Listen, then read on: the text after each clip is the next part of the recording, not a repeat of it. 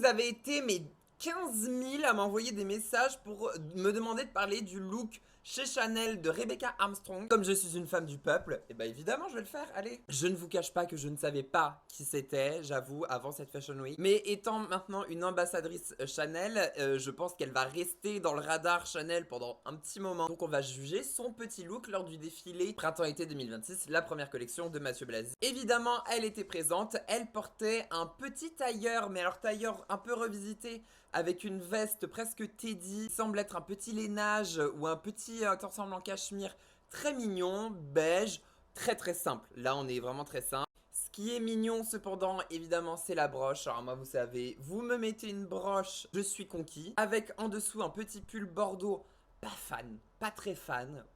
Ça apporte pas grand chose.